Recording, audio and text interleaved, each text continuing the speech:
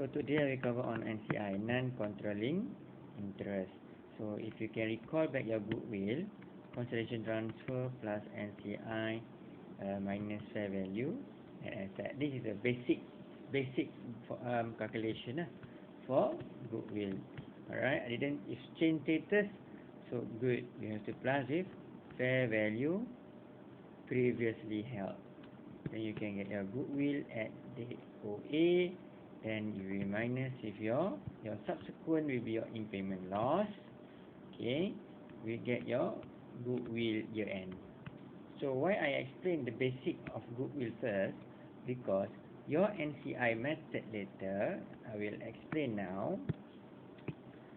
You must determine what method that you use to calculate your NCI, and your NCI method later will affect the way you to get your impairment loss as well.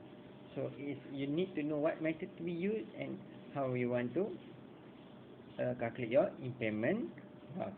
And this impairment loss as well will affect to your working 5 in your retained earning and working 6, which is your NCI working in the pro forma of the format consolidate.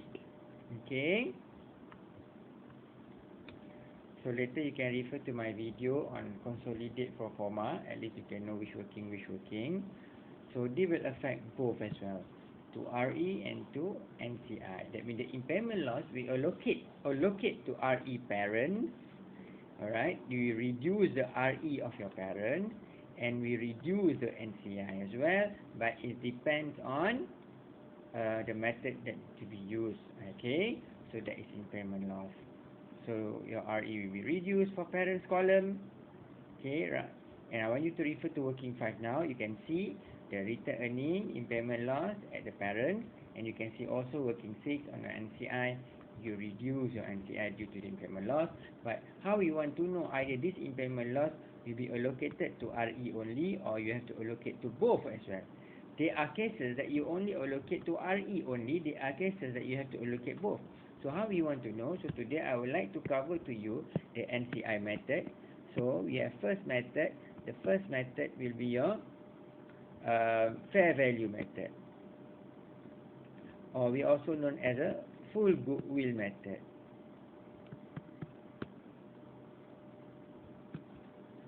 Or we have another one, proportionate method. Proportionate method, or we can consider it as a partial goodwill method. Partial goodwill method. So I will explain one by one what is fair value method first. Under NCI, under fair value method, or we can consider it a full goodwill method, the formula will be the NCI equals to, okay, the number of shares not acquired, that means the balance, times the market price. So just now in my first part video on goodwill principle, as you can know, in calculating your consideration transfer for share consideration transfer, you time the market price of parent. But for NCI itself, this market price we will times with the market price of the per share of subsidiaries. Okay, you have to find the market price of the subsidiaries times the not acquired. What I mean not acquired, as I mentioned to you, I give an example. Total share capital of the subsidiaries is equivalent to 6,000 units. Example. So parents acquired 40%. Example. Okay. So if a parent acquired, if parent acquired 60%, if parents acquired 60%, so you will get 3,600. This is a consideration transfer, 40,600, and the balance of 40% will be NCI. So how much is it? 1,400 unit shares. So what I mean NCI, the number of shares that you not acquired, that means the balance of the 40%. Once you get the number of shares in unit, you will times the market price. So this NCI later you will get in dollar sign, you will put under the Goodwill method. Okay, not only Goodwill, the figure that you get, you put under Goodwill working 3. You also have to put NCI at working 6. NCI at the date of acquisition. Remember, because Goodwill that you calculate is Goodwill at the date of acquisition, the working 6 as well, your NCI at the first row, if you can refer to the NCI at the date of acquisition. So you can put the figure for both as well. That is using the same formula.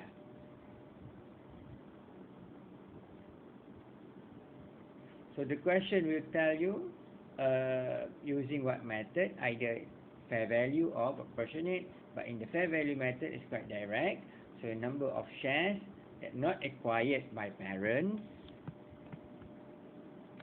not acquired by parents,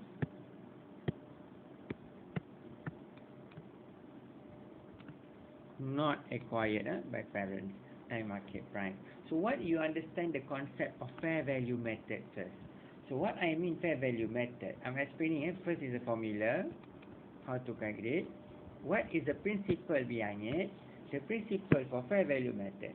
I give an example. Okay, I will explain that later. Alright.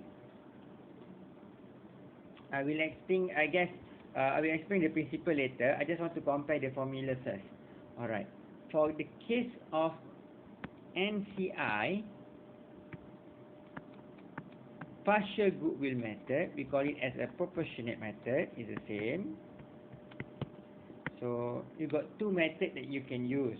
Either if you want to use this formula example, I just give an example. 10,000 consideration transfer minus fair value net asset 500 example. So the formula for the NCI for partial goodwill, you should not include the NCI portion. What I mean here now, as you can see here, the fair value net asset, this 500 is 100%. Owned by parents, owned by sub. Partial goodwill means that you are talking about parents only. You want to find goodwill for parents only. Meanwhile, for fair value method, full goodwill. That means you are talking about parents and sub. I will explain that further. What is that difference? So this is for 100%. Parent and sub. So I want to remove the NCI portion in the FNA. So what I do, I get the NCI percentage just now, 40% possible.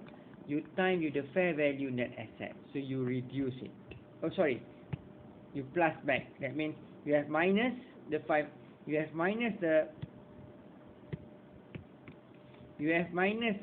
whole 100%, 500, right? Bracket. But for this, you have to plus back. Why plus? I give an example. 40% just now, right? Just an example. So you plus 200. So you get your goodwill at DOA 700. So what I want to see here now, actually, how much is your fair value net asset? Is for parents only. So you can see here now, from this 500, just now you minus, 200 is allocated for NCI. You cannot minus the NCI. You only minus the parents one. So they are students using this formula. They are students also allowed to use this formula. So you can choose. But I always use this formula, is better lah. At least you can understand the principle. I only use consideration transfer, parents only, right? So I minus fair value net asset, parents only. So how I want to get the fair value net asset of parents, using the same example from this one, I assume 60%. So what I want to share to you, I take 60%, I times this 500. Because this 500, I can say is for 100%, right? Good. This 500 is 100%. So I take 60% only.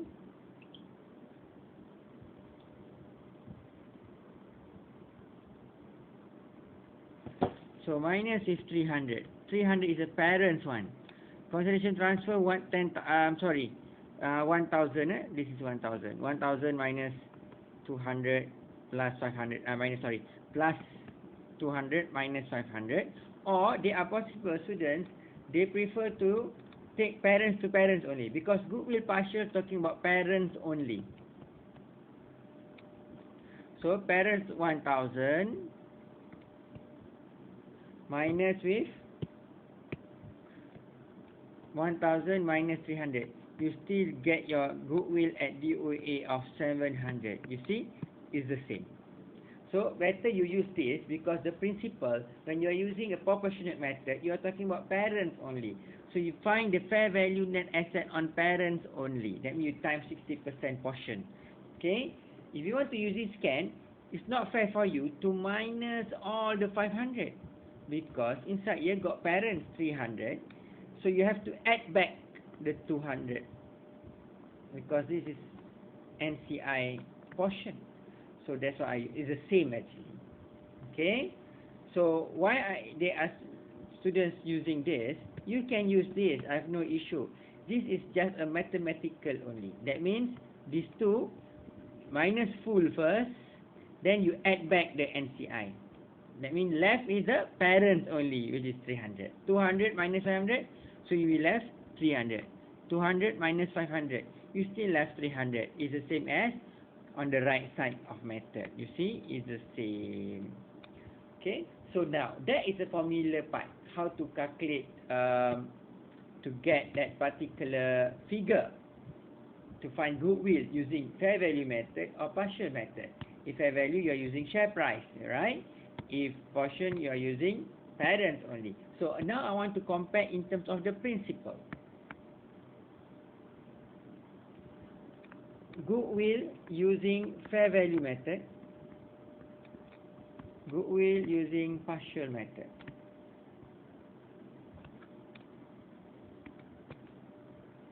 So what is fair value method? That means you are trying to find goodwill for both as well. Goodwill for parents, goodwill for the non-controlling interest. Just to say to you, parents mean what? You are using control, right? So controlling interest. You control how many percent control interest. So this is non-controlling interest. So how? I give an example. I using the same calculation, but now NCI you have to use fair value method. Example 5,000. Now next, minus fair value net asset just now 500, right?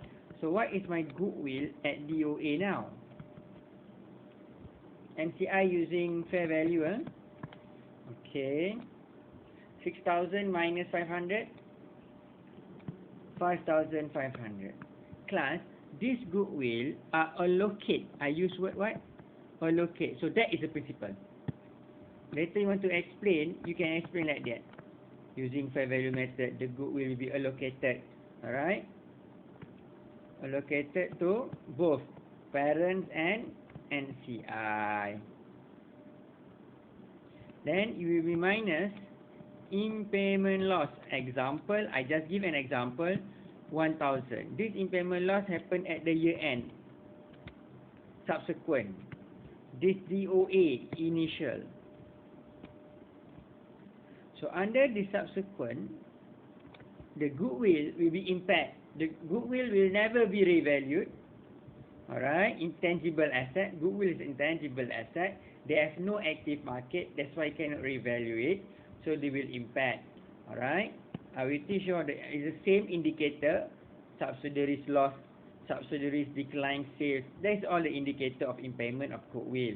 So goodwill at the year end. So you mentioned the date. Example, just an example, 2005. So you get 4,500. So why I explain on impact on impairment. So now remember, when you want to talk about principle, you must talk about the goodwill, you must talk about the impairment as well. The impact, both. So this impairment, I can say, this impairment is 100%. Why I say 100%? They got impairment for P, parents, and they also got for NCI. Parents means what? RE we reduce. Working 5. That means I want you to take from this whole 1,000. Later, that once you enter to your RE, your parents, working 5, RE drop, return earning drop, you only take the parents portion. And from 1,000 as well, you take the subsidiaries, the NCI portion, you put under NCI. Working 6. Because fair value method talking about the whole parents and NCI. For partial, I using the same information, 1,000 minus fair value net asset, because I'm talking about parents only. So 60% times 500, you will get 300.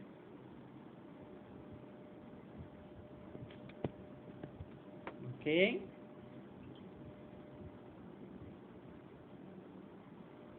So the goodwill at DOA will be 700. Class, tell me, the 700 is for parents or NCI or parents only? Great. It's parents only. So what I want to show you now, the impact of these two methods. You got 5,500. That means allocate for parents and NCI. Once you calculate your partial method, you automatically you can know already. From this 5,500, 700 is allocate for parents. The balance is NCI. You see, you have calculated. Parents allocation of goodwill is 700 only. This is considered total goodwill, 5,500. So, it depends on the company which method they want to use. The company have an option. Either they want to recognize goodwill in the group statement whole 5,500, or they only want to recognize the goodwill in the group statement as 700 only. Also can. Next, minus with the impairment. When I say impairment loss, class, is it fair? This is for parents only. Automatically, apple is apple. You also have to minus parents only. You cannot minus using 100% of 1,000. So you have to get the impairment loss of the parents, use the allocation. 60%, right? Minus impairment loss. 60% times 1,000. You see? So you allocate for parents only because you're talking about parents only. That is partial. So 600. So your goodwill at year end will be 100. SOFP. This is SOFP. So you have an option either to use this and this. So what I want to say here now, if you are using full goodwill, automatically you have to minus your impairment also full because allocation. And for impairment as well, for partial method, as you can see, parents only. You're talking about parents allocation only. Parents fair value net asset. So you get goodwill parents. So minus impairment loss also for parents only. So don't use 1,000. You have to times with 60%. So now, in terms of the impact to your RE. Okay, wait. Remember this, 1,000 impairment, 600 impairment. Alright. In terms of impairment now, this impairment loss, you know got impact, right? Great. So fair value method and partial goodwill method. This is considered full goodwill. Where you put the impairment loss? The impairment loss that you minus from the working tree just now, I focus on working tree, 100%. Minus all. Sorry, I forgot already. How much? 1,000. Correct? That is working tree. For the working tree, if partial goodwill, you will minus your impairment loss. Actually, you can continue from just now, but I want to show to you, so I have to write back the impairment loss calculation. So Allah, only 600. Correct? Now, when you go to your working 5, at the RE, consolidate of your retained earning, at the parents column, you minus 1,000 or you only minus your impairment loss 60%? Good. Parents only. Another working 6, NCI. Minus impairment loss as well. But that is for the NCI portion. As I mentioned just now, for the first and just now, this impairment loss is for parents and NCI. So you have to allocate it. So another 40% of the impairment loss, because 60% parents, subsidy is 40%. The 60% and 40% is just an example, class. 400 under NCI consolidate SOSP. How about partial goodwill? Because just now, from the working 3 itself, you have minus your impairment loss. This is for all the parents only. Great. This is, you have minus only for parents. So therefore, when you go to FW5, return earning column, parents column, when you go to your return earning, you will see minus impairment loss, correct? But should you minus with the 60% or no need? Should you minus 60%?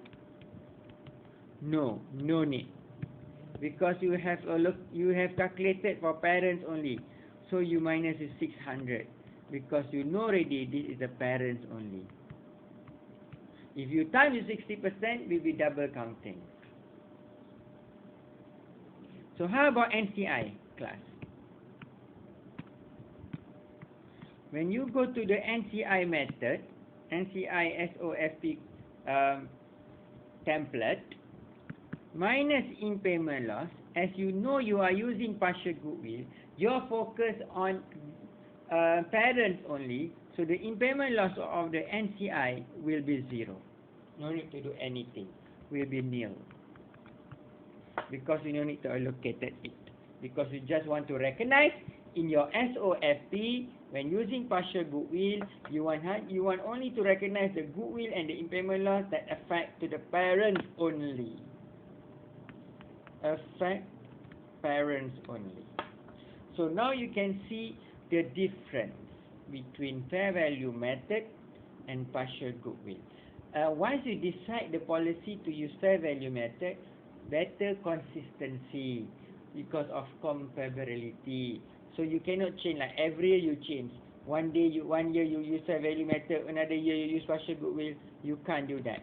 Alright. But sometimes company, when they choose the policy, I repeat, when they choose the policy of goodwill of the NCI method, I repeat, when they choose the policy, which policy that they want to use, either this one or this one, they will see in terms of the analysis as well. Okay, actually I don't want to cover this. This is under chapter 18 under BBP books, workbook. Alright, so what is the impact to your ratio analysis if you use fair value method? What is the impact of the analysis toward the investor if you use proportionate method? Both will arising to a different outcome, different result, and will impact to the investor analysis. Any decision you decide to which method to be used, so they will do they will see in terms what is the impact to the investor analysis. That will be, you can see in the one of the question that I will share in the class later. So this is NCI actually, fair value method and proportionate method. Fair value method is consists of 2. The goodwill itself consists of 2, parents and NCI. Okay, parents and NCI. Sorry, parents and NCI, both. For partial is for parents only. So okay, that's all on the principle of NCI. So you have to remember the formula for NCI. Okay, to recall you, under working 6, NCI at acquisition, good, perfect, times the market price of the subsidiaries, as you can see in your working 3, number of share NCI, plus if the share profit, working 5, which is you can get from your retained earning. But don't forget, you have to time with your percentage, NCI percentage. This is NCI working 6. So, minus with your impairment loss. As I mentioned just now, this impairment loss depends which method to be used. If you are using fair value method, so you have to time with the NCI percentage times the whole impairment loss, or if you are using partial Goodwill method, partial NCI method as well, so you will be nil the impairment loss. Then you will get your NCI at year end. Just to recall you the working 6 NCI method. This also will impact to your working 6 if your NCI SOPL. This is NCI SOFP. The impairment loss also will be charged to SOPL. But remember, the impairment loss that incurred at the current year only, that will charge to SOPL at that particular year. If you charge at W5, RE, just now I said your RE reduced, right? That you can accumulated, impairment loss of accumulated because return earning. But for this SOPL, you have only take the impairment loss of that particular current year for the presentation as well. That's all on NCI. I really hope you can see my another 2 video. NCI method, what is the impact of NCI method towards analysis, ratio analysis. I got 2 video after this. I want you to see as well, not only this video. After NCI video, we got another 2 videos on impact on NCI method towards ratio analysis, industrial analysis. So I want you to go through as well. That's all on NCI. Thank you.